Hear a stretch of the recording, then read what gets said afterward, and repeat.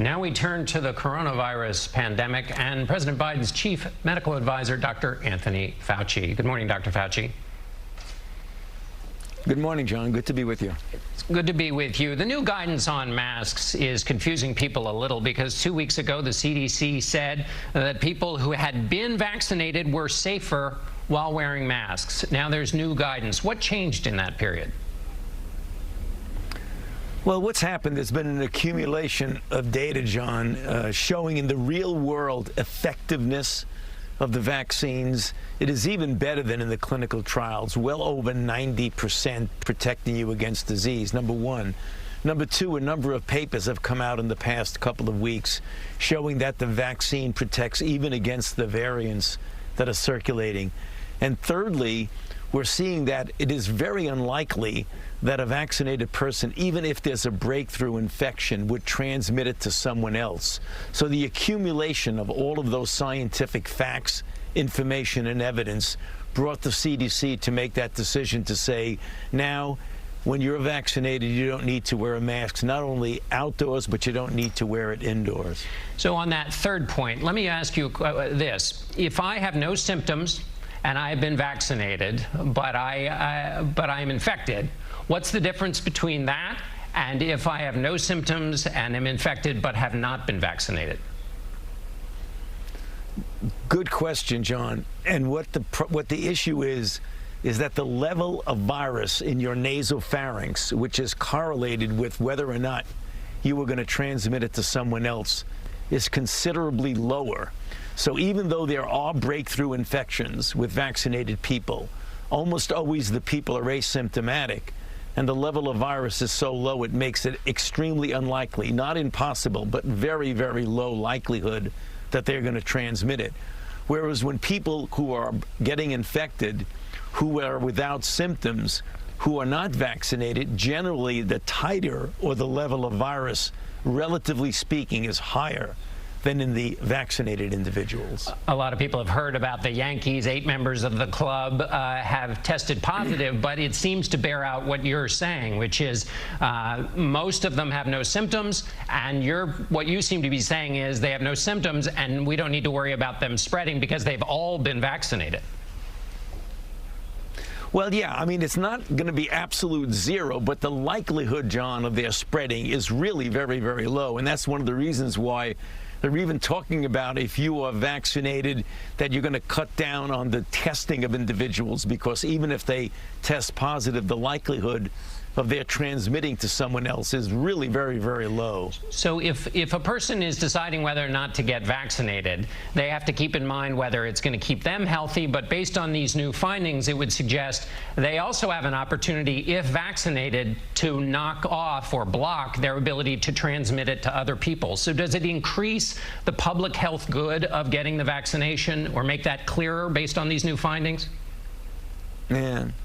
You know, John, you said it very well. I couldn't have said it better. It's absolutely the case. And that's the reason why we say when you get vaccinated, you not only protect your own health, that of the family, but also you contribute to the community health by preventing the spread of the virus throughout the community. In other words, you become a dead end to the virus.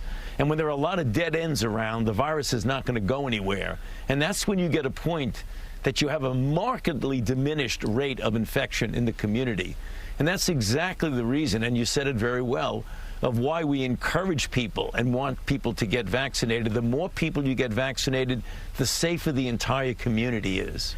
Dan, do you think now that this guidance has come out on relaxing the mask mandates, if you've been vaccinated, that people who might have been hesitant before will start to get vaccinated in greater numbers? You know, I hope so, John. The underlying reason for the CDC doing this was just based on the evolution of the science that I mentioned a moment ago. But if, in fact, this serves as an incentive for people to get vaccinated, all the better. I hope it does, actually. On the public health messaging of this, this kind of caught some people by surprise, and because people have been so confused over the course of the last 14 months, would it have been better to prepare the way a little bit more for this? Good news, of course, for everyone, but because there's been so much confusion over time, would it have been better to kind of walk people up to this very kind of head-snapping new news? Well, you know, John, people will say that. There may be some merit to that, but as a matter of fact, the CDC did this and took this action based on the data. What they'll do now, and I know we've discussed that with the CDC director, what they'll be doing now is coming out very quickly with individual types of guidances, so people will say, well, what about the workplace? What about this? What about that? And I think that's going to be clarified, John, pretty quickly. I would imagine within a period of just a couple of weeks, you're going to start to see significant clarification of some of the actually understandable and reasonable questions that people are asking. You have, throughout your career, talked a lot about vaccinating other parts of the world. There's a moral case for doing it, and also because pandemics don't know anything about borders, the more that it's raging elsewhere, the greater chance a variant comes here. So how do you feel, given that vaccines are being made available now to teenagers where there's very low risk, and also people are turning away the vaccine? How does that make you feel, given the way you've talked throughout your career about the necessity of vaccinating the world, which the United States could do more to help with? You know, John, that's a frequently asked question, and it's not an unreasonable question. But I believe strongly we can do both. You're absolutely right. I mean, I will reconfirm what I've said over many, many years, dating back to the HIV/AIDS issues, that I feel we do have a moral responsibility as a rich nation to make sure that others in poorer nations are not deprived of interventions that would be life-saving. But I think we can do both, John. I think we can vaccinate younger people, adolescents, and children at the same time that we put a major effort in getting doses of vaccines to those in the lower and middle income countries. All right, Dr. Anthony Fauci, we really appreciate you being with us. Thanks so much.